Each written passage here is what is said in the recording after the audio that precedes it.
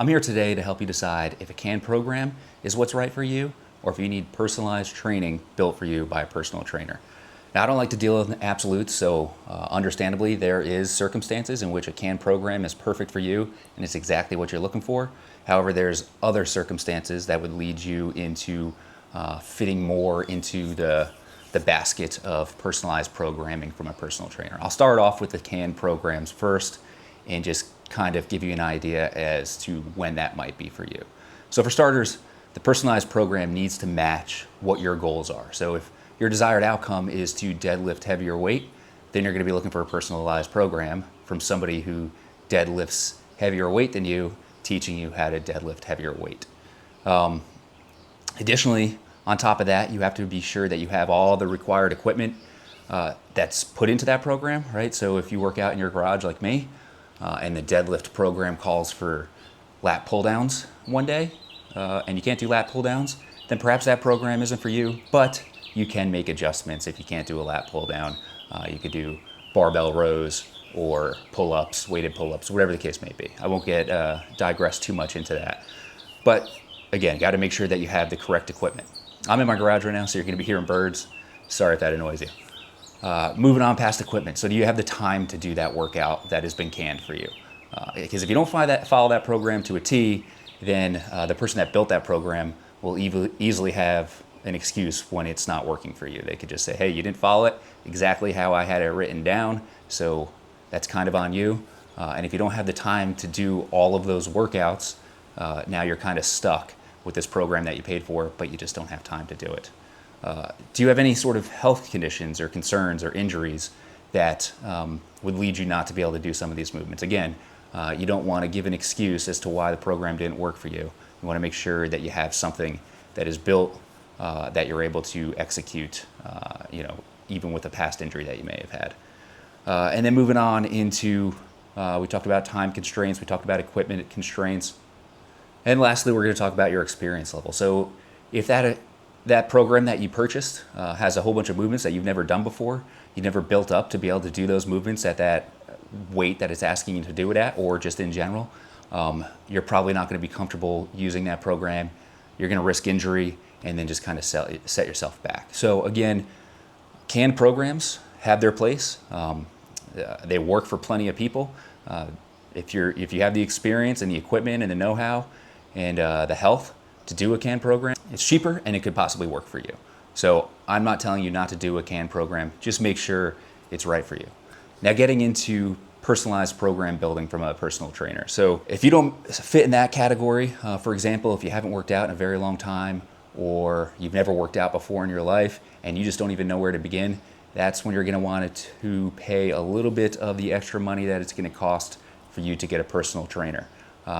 The reason being is because a personal trainer is going to put you through a whole series of assessments before they even put you on a piece of gym equipment. So you're going to start off by filling out a questionnaire. The very first questionnaire you're going to fill out is kind of your health history. And now it's not looking to violate any sort of HIPAA laws. It just wants to make sure that if there's any health concerns, you've been cleared by a medical provider, or if not, they'll send you to a medical provider to get cleared for physical activity. Right? So this is just looking for previous injuries. If you've broken an ankle, have you been cleared to get back into the gym to help strengthen that ankle again? Or if you have high blood pressure, have a history of heart attacks, again, that's stuff that the personal trainer doesn't need to know the details of, but needs to know it exists so that when they're building your program, they're mindful of that and they don't put you in a compromised position.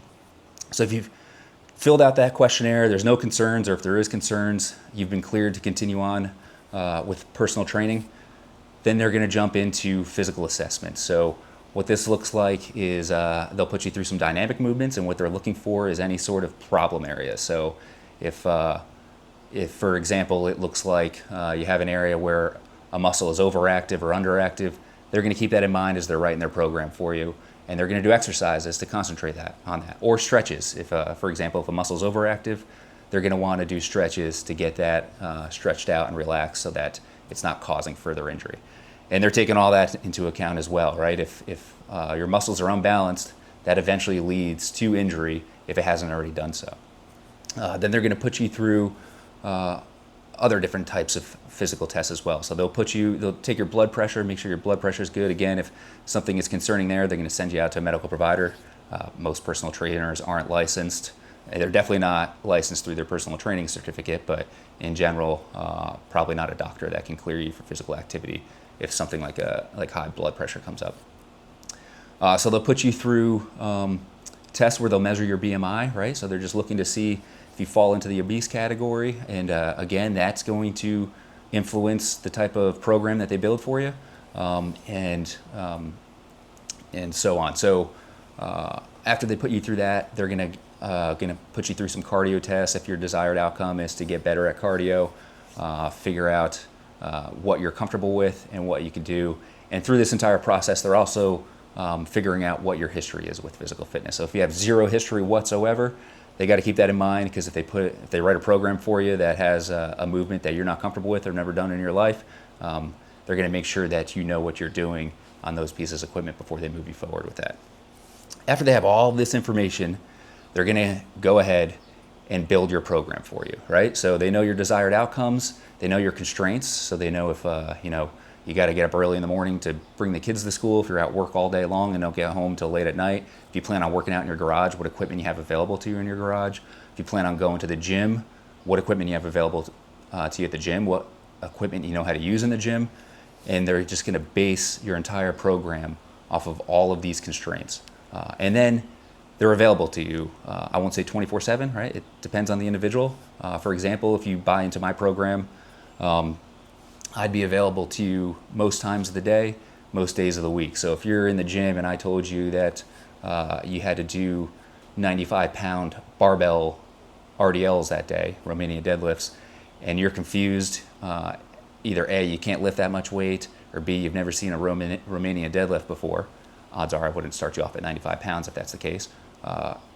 You could shoot a quick text to me and I can explain it to you, talk you through the movement, or find something else that you are comfortable with doing that matches the Romanian deadlift, and then slowly build you to that Romanian deadlift. That's just one example of a situation you may run into. And that's whether it's early in the morning, I'm an early riser, I get in here and work out early, or if you're hitting the gym on your way home from work in the evenings, 6 p.m., 7 p.m., that's what your personal trainer is there for, to help you through this. And then it's kind of an evolving program from there, right? So as you hit your attainable goals, that's a key thing. You want to make sure your goals are attainable. You can't walk into the gym having never worked out in your life and say, I want to win a marathon in 2 months. But as you hit those goals, your personal trainer is going to then take the goalposts and extend it even further, so that you can gradually build up to that next goal. And that takes a lot of diving into the program and making the adjustments where needed. It's just to keep getting you better and better and better. Personal trainer also is there to hold you accountable. So how you've gotten into this position is likely because partly accountability. So if you were unable to hold yourself accountable in the past, it's going to be difficult to immediately, on the flip of a dime there, turn of a dime, however that saying goes, to immediately start holding yourself accountable. So now if you're invested in it financially, so now you have your personal trainer there to help hold you accountable. But no matter how much that personal trainer holds you accountable, you still have to put in the work. You have to stay consistent and have to make sure you're showing up every single day to hit those workouts. In my school community, I do have a free 31-day challenge, and I suggest that you take that challenge before you go in and do any sort of personal training. And it's built for beginners, so it's a lot of easy movements. It's based on what you can do, percentages that you would have, and then I have tutorials or percentages based on weights that you can do. So I also have tutorials that show you how to do most of those movements. It's a building tutorial library, so I put more and more videos in there each day to help you learn how to do those movements. So all that just to say, there are circumstances when you would want a canned program and circumstances when you would want a personal trainer. If you're looking for a personal trainer, I'd be more than happy to be that personal trainer for you. I'll help build you that entire program based on your constraints and what your desired outcome is, and then we'll get working. Last thing, something a personal trainer should not be doing for you, unless they're certified to do, is build a diet for you, right? They're not certified through their personal training certificate to build diets for you. However, they can get their nutritionist certifications, in which case they would be qualified to do so. You're probably going to want to go to an actual licensed dietitian in situations like that, especially if you're trying to build a diet around medical concerns. Sometimes what personal trainers will do to get around that is just say, hey, this is what I eat to get into the shape that I'm in, and then leave it on you as to whether or not you want to copy that diet or not. That's not something I do. I will likely be getting my nutritionist certification in the future, but I don't currently have that. So go ahead to my Skool community.